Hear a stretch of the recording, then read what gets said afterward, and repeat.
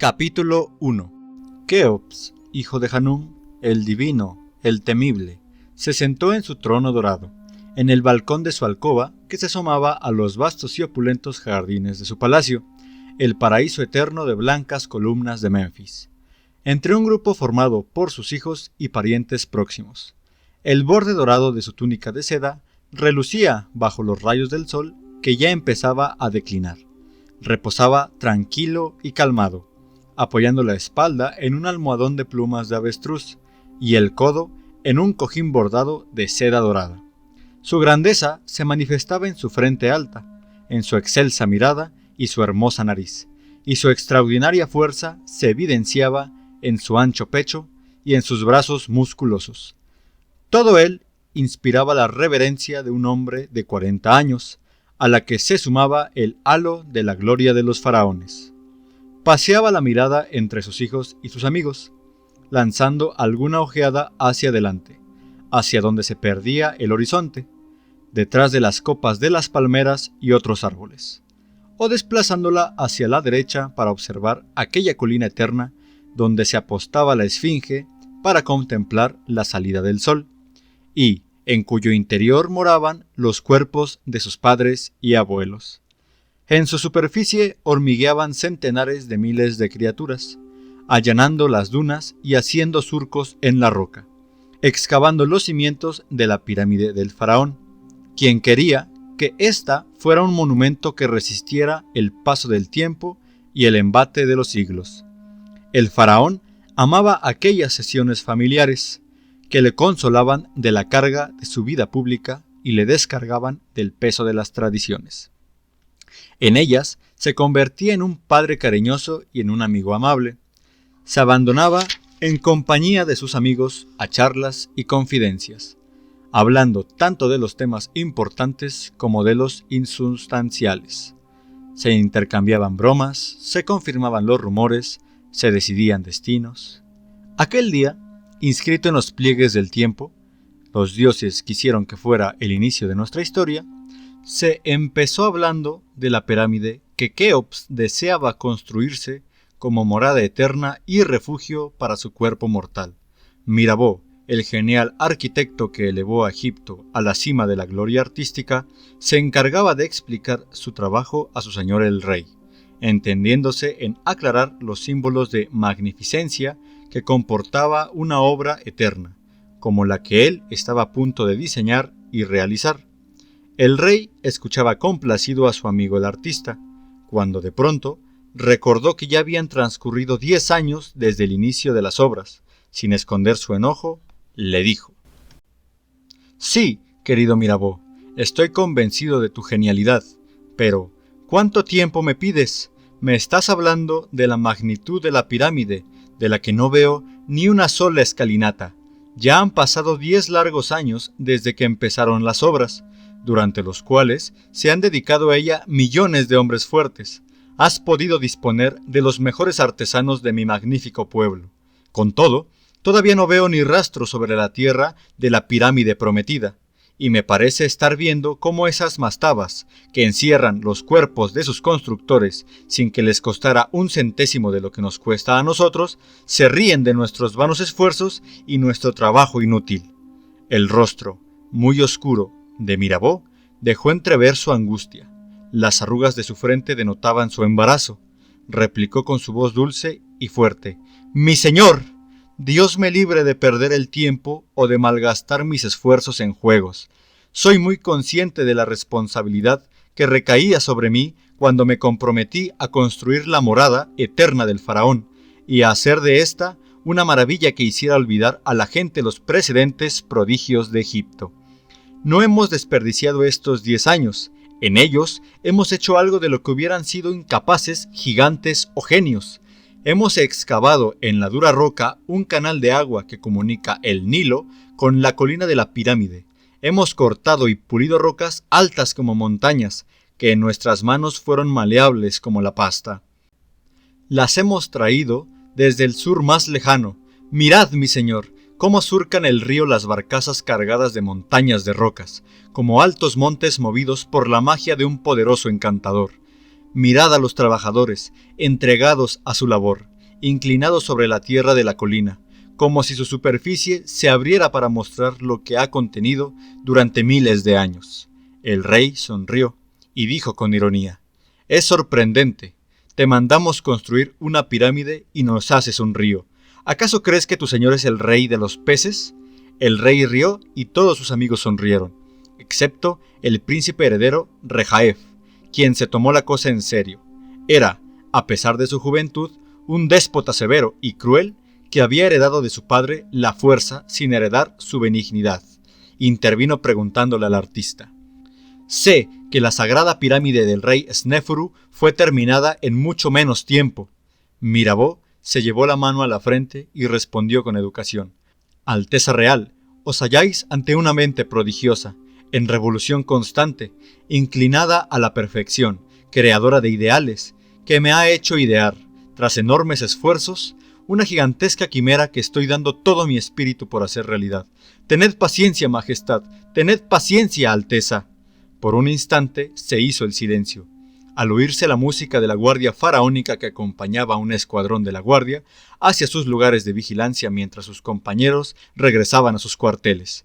El faraón pensaba en las palabras de Mirabeau, y cuando la música empezó a disminuir, se dirigió a su ministro Jomini, sacerdote del venerado Ptah, señor de Menfis, y le preguntó, sin que la majestuosa sonrisa abandonara sus labios: «¿Acaso la paciencia es uno de los atributos de la realeza, Jomini?» El hombre se peinó la barba con los dedos y respondió con su voz tranquila: «Mi señor, nuestro eterno filósofo Kakigna, ministro del rey Joti, dice: la paciencia es el refugio del hombre ante la desesperación y su coraza ante la adversidad». El faraón se rió y le preguntó: «Eso es lo que dice Kakigna, ministro del rey Joti, pero ¿qué diría Jomini, ministro del rey Keops?». El importante ministro reflexionó un instante. Sin embargo, cuando se disponía a hablar, le interrumpió impaciente el príncipe Rejaef, con el ímpetu de un joven de 20 años. «Mi señor, la paciencia no lleva más que a la catástrofe, a someterse a las adversidades. La grandeza de los reyes está en dominar y no en armarse de paciencia, pues los dioses les han otorgado, en sustitución de esta, el don de la fuerza». El faraón se enderezó en su trono, y sus ojos relampaguearon con furia en lo que, de no haber sido por la sonrisa que continuaba luciendo en sus labios, hubiera representado una sentencia insoslayable. Luego dijo, en un tono enérgico que le trasladó de sus 40 a los 20 años: «¡Cuán bellas son tus palabras, hijo mío! ¡Cuán feliz me haces! En verdad, la fuerza es la virtud de los reyes. Es más, es una virtud en cualquier hombre. Empecé como gobernador de una pequeña demarcación y llegué a ser uno de los reyes de Egipto, y no me llevó a gobernar a rey más que a la fuerza. Los ambiciosos, los rebeldes y los envidiosos no cejan de esperar mi día de desgracia. Están preparados para acabar conmigo. No he conseguido terminar con sus habladurías ni parlares los pies más que con la fuerza. Los nubios rompieron una vez la obediencia. Su ignorancia les aconsejó la rebeldía y se sublevaron. ¿Acaso hubiera podido derrotarles y hacerles volver a la obediencia sino por la fuerza? Es más, ¿qué es lo que me ha elevado al rango de la santidad? ¿Qué es lo que ha hecho de mi palabra ley de inexcusable cumplimiento, de mi opinión decreto divino y de la obediencia a mi persona culto sino la fuerza?» Llegados a este punto se apresuró a intervenir el artista, como para completar el pensamiento del rey. «¿Y la divinidad, mi señor?». El faraón sacudió la cabeza en señal de menosprecio. «¿Y qué es la divinidad, Mirabeau? ¿Acaso es algo más que la fuerza?». El arquitecto replicó, tranquilo y confiado: «Y con pasión y amor, mi señor». El rey le respondió apuntándole con el índice: «Así sois vosotros los artistas. Sois capaces de domesticar rocas soberbias, mientras vuestro corazón es más delicado que la brisa de la mañana. Cuánto me complace discutir con vosotros. Sin embargo, te voy a hacer una última pregunta para zanjar la cuestión. Durante los últimos 10 años has convivido con esos ejércitos de fuertes trabajadores y por lo tanto estás en buena posición para conocer lo que se esconde en sus pechos, sus alegrías y confidencias más íntimas. ¿Qué crees que les obliga a obedecerme y les hace soportar con paciencia la dureza del trabajo? Dime la verdad sinceramente, Mirabeau. El arquitecto permaneció en silencio mientras pensaba, intentando recordar. Todas las miradas se dirigieron hacia él, interesadas. Entonces respondió en su tono habitual, lleno de entusiasmo y seguridad. Mi señor, hay dos tipos de trabajadores, los prisioneros y los nativos. Aquellos no saben lo que hacen, van y vienen incansablemente, como el buey en la acequia, y si no fuera con la dureza de la vara y la vigilancia del ejército, no obtendríamos nada de ellos. En cuanto al segundo grupo, el de los egipcios, la mayoría son del Alto Egipto, y son gente honrada y orgullosa, enteros y creyentes. Soportan admirablemente los mayores tormentos, y su paciencia ante la adversidad es enorme. Estos saben lo que hacen, creen firmemente que el duro trabajo al que han entregado su vida es un noble deber religioso y lo hacen para lisonjear a su adorado Señor. Y, obedeciendo a quien es el símbolo de su honor, el faraón, le pagan con devoción. Los castigos son un placer, y sus enormes sacrificios, un deber de la voluntad del hombre noble ante toda la eternidad. Podéis verlos, mi señor, al mediodía, bajo el ardor del sol, golpeando las rocas con brazos como relámpagos, firmes como el destino, mientras entonan sus cánticos y recitan sus poesías. Los que escuchaban se tranquilizaron y se sintieron ebrios de alegría y orgullo. Los rasgos del faraón mostraban claramente su satisfacción. Se levantó de su trono, lo cual obligó a levantarse a todos los que estaban sentados, y se desplazó lenta y pausadamente hacia el amplio balcón. Cuando llegó al lado que miraba hacia el sur, dirigió su mirada hacia lo lejos, hacia aquella inmortal colina en cuya sagrada cima se dibujaban las largas hileras de trabajadores. Observó su aspecto, noble y espléndido. ¡Qué nobleza! ¡Qué gloria! ¿Era necesario que millones de almas nobles sufrieran para su mayor gloria? ¿Era necesario que el único objetivo de aquel noble pueblo fuera su felicidad? Aquella idea fija constituía la única angustia que se agitaba a veces en aquel pecho lleno de energía y de fe, como una nube perdida en un cielo azul y claro. Lo atormentaba cuando se agitaba y lo oprimía, enturbiando su felicidad. Al sentir su punzada, dio la espalda a la colina y, dirigiendo una mirada enojada a sus amigos, les preguntó: ¿quién debe de dar su vida por quién? ¿El pueblo por el faraón o el faraón por su pueblo? Todos permanecieron en silencio, desconcertados. El general Arbó hizo de tripas corazón y dijo con su potente voz: todos nosotros, pueblo, generales y sacerdotes, daríamos nuestra vida por el faraón. El príncipe Ordedef, uno de los hijos del rey, intervino con entusiasmo: y los príncipes también. El rey sonrió enigmáticamente, mientras la angustia permanecía claramente en su noble rostro. Su ministro Jomini dijo: Alteza, ¿por qué distinguís entre vuestra alta persona y el pueblo de Egipto, siendo, como sois, como la mente respecto al corazón o el espíritu al cuerpo? Vos sois el emblema de la gloria del pueblo de Egipto, ejemplo de su orgullo, reserva de su nobleza e inspirador de su fuerza. Y si el pueblo os otorga su vida, es por su misma gloria, su orgullo y su felicidad. No hay en este amor ni humillación ni servidumbre, sino lealtad profunda, solemne afecto y elevado patriotismo. El rey sonrió aliviado, volvió con largos pasos a su trono dorado y se sentó. Con él se sentaron los asistentes, pero el príncipe heredero Rejaef no le gustaban las manías de su padre, y le dijo: Padre, ¿por qué os angustiáis con esas ideas? Habéis heredado el poder por voluntad divina y no humana, y debéis gobernar como os parezca, digan lo que digan.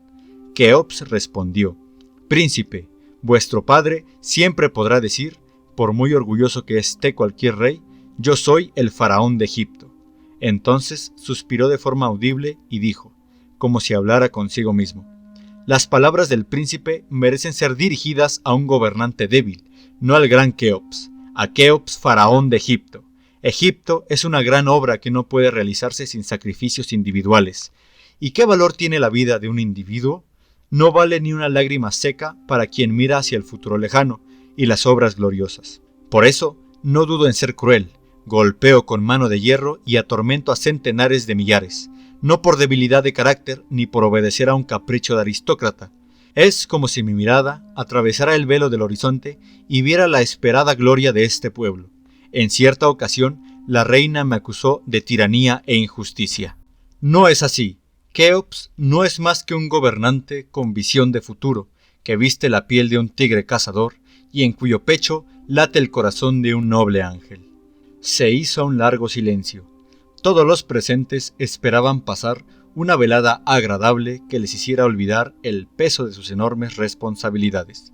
Todos deseaban que el rey les propusiera algún ejercicio divertido o que les invitara a algún banquete con bebida y canto, pues ya estaban hartos de historias de trabajos y de preocupaciones. Sin embargo, en aquellos días el rey se quejaba del aburrimiento de sus ratos libres, a pesar de lo cortos y raros que estos eran. Y cuando supo que había llegado el momento de reposar y divertirse, se cansó y lanzó una mirada perpleja a sus contertulios cuando Jomini le preguntó: ¿Le sirvo una copa a su alteza? El faraón sacudió la cabeza y respondió: Bebí ayer y anteayer. Intervino Arbó: ¿Llamamos a los cantantes, mi señor? Este contestó aburrido: Los escuché anoche. Dijo Mirabeau: ¿Qué le parecería a su alteza salir a cazar? El rey replicó en el mismo tono: Estoy harto de cazar y pescar. ¿Y qué tal un paseo entre árboles y flores? Se lamentó: ¿Queda algún paisaje hermoso que no haya visto todavía? Las quejas del rey entristecieron a sus amigos y enturbiaron sus ánimos. Por suerte, el príncipe Ordedef le tenía reservada una alegre sorpresa, y dijo: Padre mío y señor rey, yo os puedo presentar a un mago sorprendente que conoce el más allá. Es capaz de quitar la vida y de resucitar a los muertos. Con la sola palabra realiza milagros. El faraón permaneció en silencio, sin apresurarse a rechazar la oferta y a refunfuñar como otras veces, mirando a su hijo con interés. Había oído hablar a menudo de los magos y sus milagros, y se distraía con maravillosos relatos sobre sus proezas, y le alegró la perspectiva de tener a uno de ellos en su presencia. Preguntó a su hijo: ¿Quién es ese mago, Ordedef? El príncipe respondió: Es Djedi, el mago, mi señor. Tiene 110 años y todavía conserva la fuerza y la lozanía de la juventud. Con su poder mágico domina a los hombres y los animales, y es capaz de predecir el futuro. El interés del rey aumentó, y su angustia y su aburrimiento se desvanecieron. Preguntó: ¿Puedes traerlo ahora mismo? El príncipe respondió con alegría: Dadme unos minutos, mi señor. Enseguida se puso de pie, saludó a su padre con una profunda reverencia y se fue en busca del portentoso mago.